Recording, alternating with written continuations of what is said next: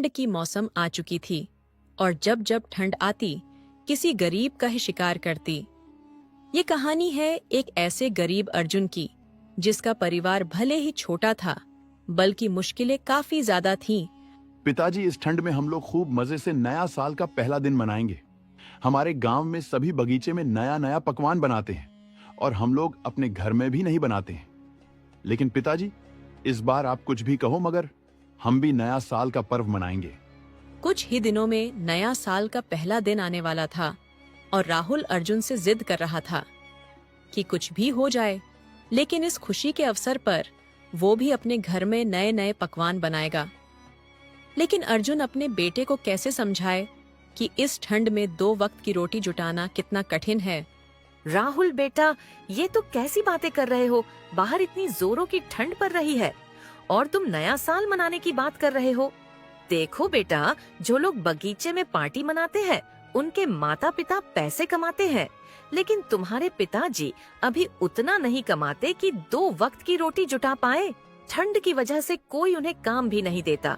कल कैसे कैसे खाना बनाई हूँ, लेकिन आज क्या बनाऊँ? सारा राशन खत्म हो चुका है।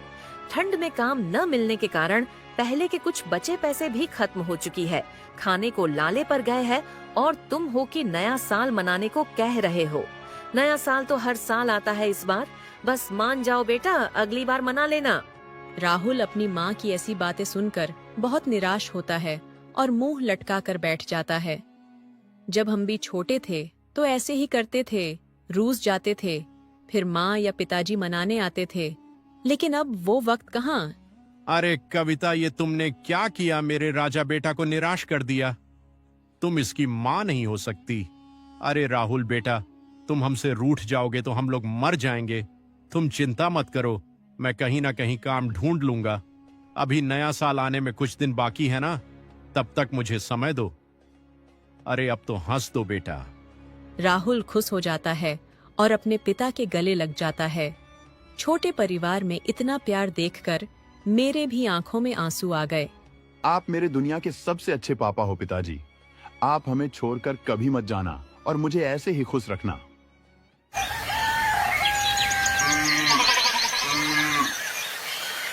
सुबह हो जाती है और अर्जुन ठंड भरी मौसम में काम की तलाश करने निकल जाता है। वो राहुल से वादा तो कर दिया था, लेकिन उसे पूरा कैसे करे यही सोच रहा था। हे भगवान, मुझे उम्मीद तो नहीं है, लेकिन मन में एक चिंगारी जल रही है कि इस गरीब को कहीं ना कहीं एक काम जरूर मिलेगा। बस आप मुझे हिम्मत दे कि इस ठंड भरी मौसम से लड़ सके। अर्जुन एक उम्मीद और मन में झिंगारी जलाते हुए गांव के जमींदार तेज प्रताप सिंह के पास चला जाता है। सेठ ठंड में बोरसी का आग सेक रहा था, तभी अर्जुन वहां अपना दस्तखत देता है। अरे आओ आओ अर्जुन, और बताओ, इस ठंड का मजा उठा रहे हो ना? अरे नहीं सेठ जी, हम गरीब ठंड का मजा नहीं बल्कि ठंड ही हमारी मजा लेती है। आजकल जिसके पास पैसे हैं वही इस मौसम का आनंद लेता है। बाकी हम लोग तो आज खाए तो कल का खाना जुटाने में ही मर जाते हैं। हाँ अर्जुन, ये बात तो है। कहाँ तुम्हारी झोपड़ी का घर और कहाँ हमारी महल। खैर छोड़ो वो सब बातें, और बताओ यहाँ किस लिए आए हो? काम की तलाश में आए हैं सेठ जी। आपको तो पता ही है कि कुछ दिन बाद नया साल आने वाला है और मेरा बेटा इसे मनाना चाहता है, लेकिन मेरे पास पैसे नहीं। अगर आप हम पर दया करें तो कोई एक काम दे दे, इससे एक गरीब की मदद हो जाएगी और आपका कोई काम भी निकल जाएगा। अर्जुन इस ठंड भरी मौसम में मजबूर था। उसे जल्द से जल्द एक काम ढूंढकर पैसे जुटाना था, लेकिन सेठ भी चालाक और कंजूस था। वह अपने दिमाग में एक प्लान बनाता है। हाँ, ये मौका अच्छा है। अर्जुन को सख्त पैसों की जरूरत है। अगर मैं इसकी मजबूरी का फायदा उठाऊं तो मेरा काम कम पैसों में निकल जाएगा। हाँ, ये ठीक रहेगा। इससे अच्छा मौका मुझे नहीं मिल सकता। देखो अर्जुन, मैं तुम्हारा मजबूरी समझ सकता हूं, लेकिन क्या है ना कि ये काम थोड़ा कठिन है, लेकिन इसके अलावा मेरे पास और काम भी नहीं है। अगर तुम इसे करोगे तो मैं तुम्हें 5 रुपए दूंगा, जिससे तुम अपने घर में 2 वक्त की रोटी जुटा सकते हो। आखिर कैसा काम है सेठ जी जो कठिन है? साफ साफ बताइए ना। मैं अपने परिवार के लिए कैसा भी कठिन काम करने के लिए तैयार हूं। देखो अर्जुन, मेरा लगभग सारा खेत में फसल लग चुका है। बस एक खेत बचा है। अगर तुम इस जालिम ठंड में उसे सिर्फ कुदाल की मदद से जोतकर तैयार कर देते हो तो उसके बदले 5 रुपए दूंगा। अब तुम देख लो करना है या नहीं, क्योंकि इसके अलावा और कोई काम मेरे पास नहीं है। अर्जुन मजबूर था। इस ठंड की वजह से उसे कहीं काम नहीं मिल रहा था। उसके घर में राशन बिल्कुल खत्म हो चुका था। अगर अर्जुन इस काम को कर लेता है तो राहुल का वादा तो पूरा नहीं होगा, लेकिन जीने के लिए आज का खाना पूरा हो जाएगा। मजबूरन अर्जुन हाँ कह देता है और कुदाल उठाकर खेतों में चला जाता है। ठंड बहुत ज्यादा थी, लेकिन क्या करे, घर की स्थिति ने उसे तोड़ दिया था। चारों तरफ कोहरा ही छाया था। ठंडी ठंडी हवाएं मानो उससे कह रही हो कि यहाँ से चला जाए, लेकिन अर्जुन डटकर काम करता ही रहता है।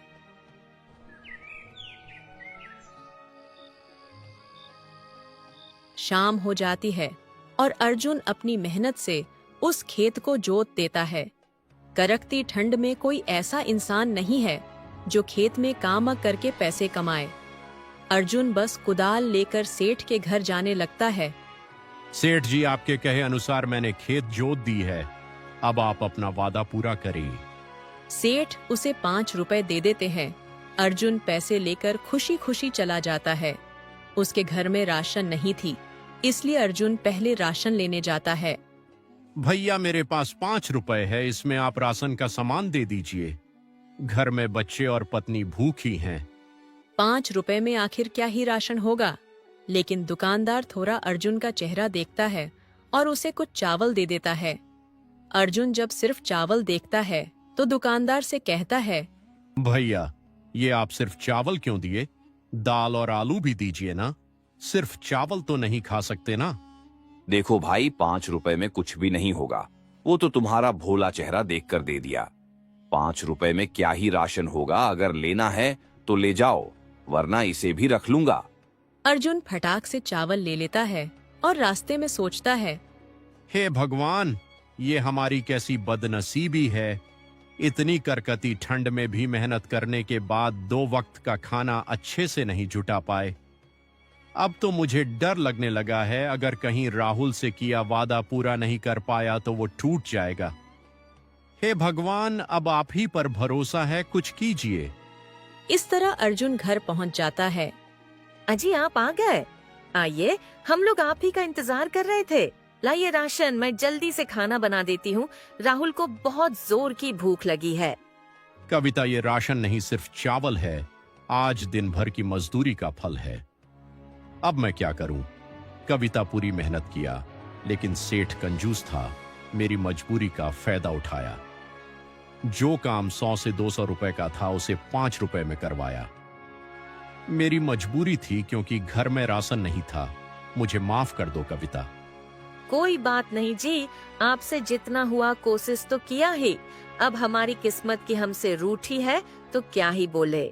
अब मैं इसे बना देती हूँ, फिर हम लोग इसे नमक और तेल के साथ खा लेंगे। हमें आपसे कोई शिकायत नहीं। कुछ ही देर में कविता भात बना देती है और उसमें नमक तेल मिला देती है। सभी बैठकर खाने ही वाले थे, तभी उसके घर कोई दस्तखत देता है। अरे भैया, आप इस ठंड भरी मौसम में यहाँ क्यों आए हैं? आइए भैया, बैठिए। हम लोग अभी खाना ही खा रहे थे। और बताइए भाभी और मुन्ना कैसा है? वो सब बिल्कुल ठीक है अर्जुन। उनकी हालत तुमसे अच्छा है। वो तुम्हारी तरह नमक तेल से सानी भात नहीं खा रहे। जीवन भर मेहनत करोगे फिर भी गरीब ही रहोगे। वो तो मेरी मजबूरी थी, इसलिए इस घर में पैर रखा, वरना इसमें कोई थूकने भी नहीं आए। ये जमीन का कागज है। इसमें साफ साफ लिखा है कि माँ पिताजी के मरने के ठीक 2 साल बाद सभी जमीन घर पर सिर्फ और सिर्फ उसका बड़ा बेटा का हक रहेगा। इसीलिए तुम्हें पहली और लास्ट वार्निंग देने आया हूं, जितना जल्दी हो इस घर को छोड़ के चले जाओ, वरना तुम जानते हो मैं क्या करूंगा। अर्जुन ये सब बातें अपने बड़े भाई से सुनता है तो उसके पैर तले जमीन खिसक जाती है। अब उसे समझ नहीं आ रहा था कि इस ठंड भरी मौसम में वो कहाँ जाएगा। लगता है भैया आप पहले वाले भैया नहीं रहे। आप इस मौसम को तो देखिए भैया, अगर मैं इस घर को छोड़ दूंगा तो फिर कहाँ जाऊंगा? इसके अलावा मेरे पास है ही क्या? आप मुझ पर नहीं तो अपने भतीजे पर रहम कीजिए। अगर इस हालत में हमें बेघर कीजिएगा तो हम लोग मर जाएंगे। अरे चुप करो अर्जुन, कौन सा भाई और कौन सा भतीजा? मर जाओगे तो मर जाओ, मुझे कोई परवाह नहीं। अगर सुबह तक इस घर को नहीं छोड़े तो मैं पुलिस से तुम्हें पकड़वा दूंगा, फिर तुम सोच चलो क्या होगा। अर्जुन हाथ पैर जोरा, लेकिन उसके घमंडी भाई उसकी एक न सुनी और धमकी देकर चला गया। बेचारा एक तो ऐसे ही ठंड और गरीबी के कारण टूटा था, अब और टूट गया। कविता, अब हमारे जीवन में ये कैसी मुसीबत आ गई? क्या गरीब इस समाज के लिए हानिकारक होता है? आखिर उसे ही क्यों इतना कठिनाइयां झेलनी पड़ती है?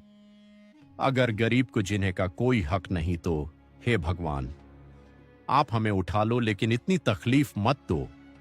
पिताजी, अब क्या होगा बड़े पापा? हमें घर से भी निकाल रहे हैं। अब हम लोग कहाँ रहेंगे पिताजी? क्या अब हम लोग नया साल नहीं मनाएंगे? राहुल, तुम्हें दिखाई नहीं दे रहा? हम पर इतना मुसीबत आया है और तुम्हें नया साल की परी है। अगर एक बार भी और बोले कि नया साल मनाना है तो थप्पड़ लगाऊंगी। कविता, तुम क्या कर रही हो? राहुल तो अभी बच्चा है, उसे इतनी समझ नहीं। तुम चिंता मत करो बेटा, भगवान चाहे तो तुम्हारी सपना जरूर पूरा होगी। लेकिन कविता, हमें अभी इस घर को छोड़ना होगा, क्योंकि मैं अपने भाई को जानता हूं, वो बहुत घमंडी और निर्दयी है। तीनों लोग अब घर से बेदखल हो चुके थे। पहले इनके पास सर छिपाने का एक छत था, अब वो भी छिन चुका था। तीनों लोग भूखे प्यासे ठंड में अपनी मंजिल ढूंढने निकल जाते हैं। पिताजी, क्या अब हम लोग इस जंगल में ही रात बिताएंगे? मुझे बहुत जोर की ठंड लग रही है, पैर सुन्न हो रहे। कोई सर छिपाने का जगह ढूंढो ना पिताजी। अर्जुन जंगल में ही एक टूटी कुटिया बनाता है और उसी में रहने लगता है। जंगल में ठंड काफी ज्यादा थी। अर्जुन पास के पैरों के पास जाता है और कुछ लकड़ियां बटोर कर लाता है ताकि आग जला सके। पिताजी, अगस्त से बहुत राहत मिल रही है, लेकिन पिताजी भूखे पेट अच्छा नहीं लग रहा है। कल से खाना का एक नेवाला नहीं खाया। आप कुछ करो ना। अर्जुन अपने बेटे की बात सुनकर अपनी बदनसीबी पर भगवान से शिकायत करता है। हे भगवान, आखिर हम लोग कितनी मेहनत करें कि 2 वक्त की रोटी जुट सके। कहीं पर जाता हूं तो काम नहीं मिलता है, और मिलता भी है तो वो लोग हमारी मजबूरी का गलत फायदा उठाते हैं। अब आप ही बताओ कि मैं अपने बेटे के लिए खाना कहां से लाऊं? अर्जुन अब हिम्मत पूरा हार चुका था।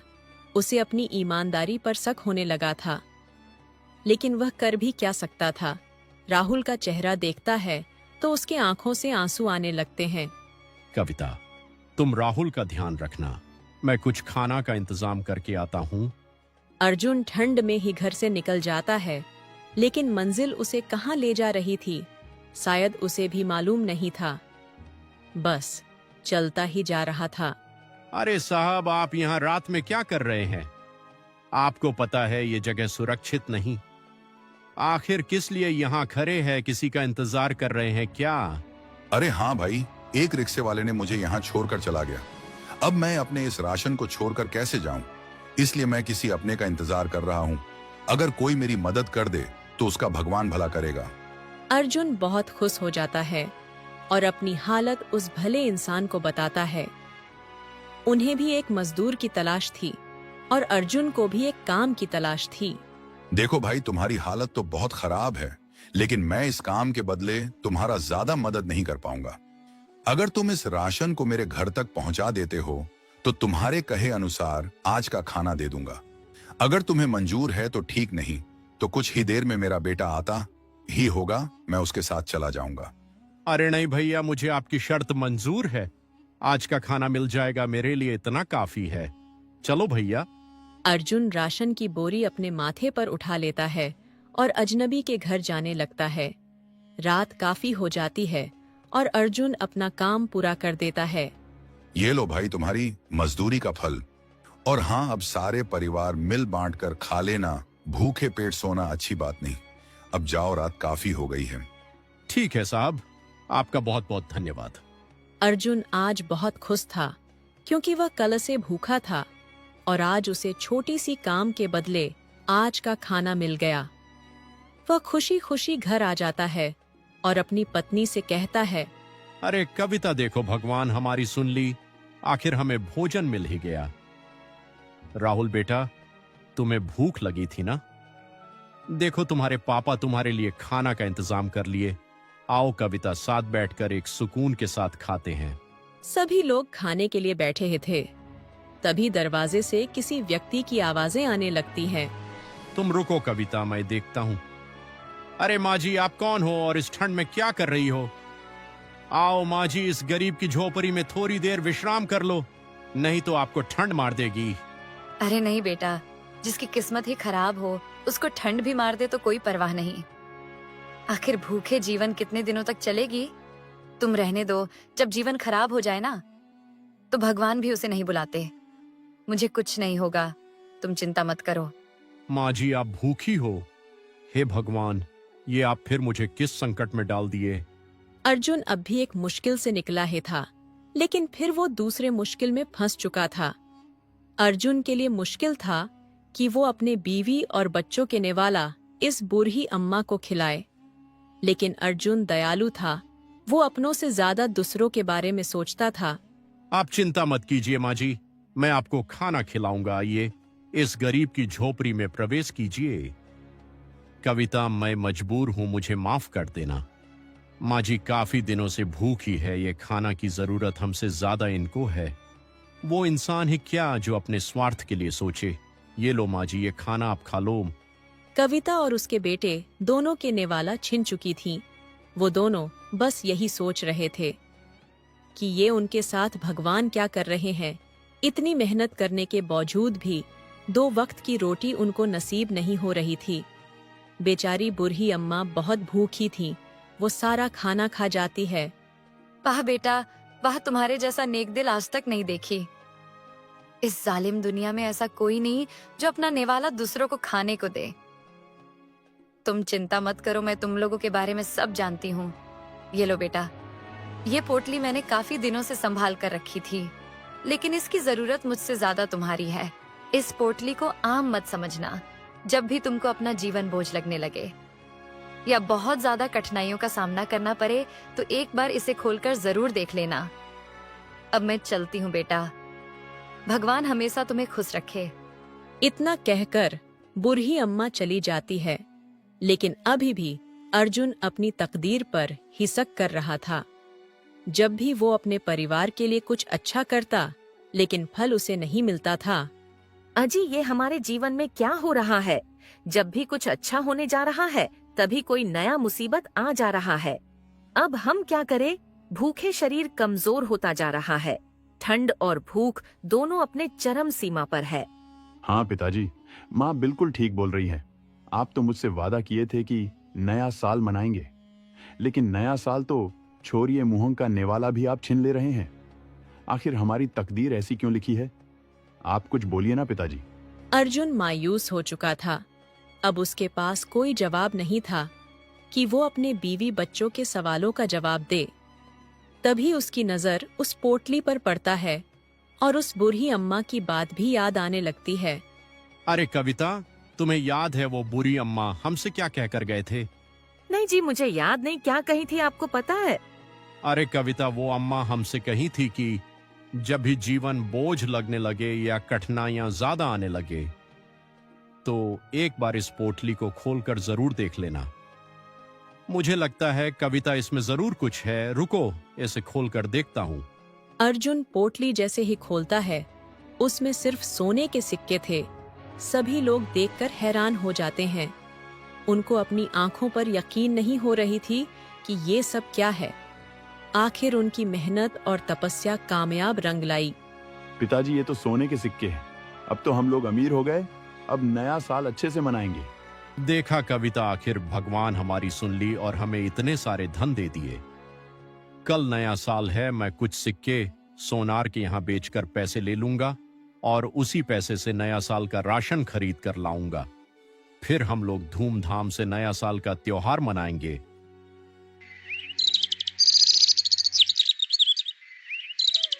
सुबह हो जाती है और आज नया साल का पहला दिन था।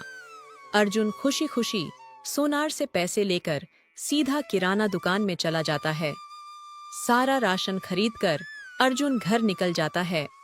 अरे कविता, ये लो सामान और जल्दी से सारा पकवान बना दो, फिर हम लोग मजा से खाएंगे। क्यों राहुल बेटा? आखिर अर्जुन अपनी मेहनत और नेक दिली के कारण अपना भविष्य बना लिया। कुछ ही घंटों में कविता सारा पकवान बना देती है और सभी लोग बैठकर खुशी खुशी नया साल मनाने लगते हैं। तो दोस्तों, हमें इस कहानी से यह सीख मिली कि जो इंसान अपने से ज्यादा लोगों के बारे में सोचता है, उसके बारे में भगवान सोचते हैं। धन्यवाद।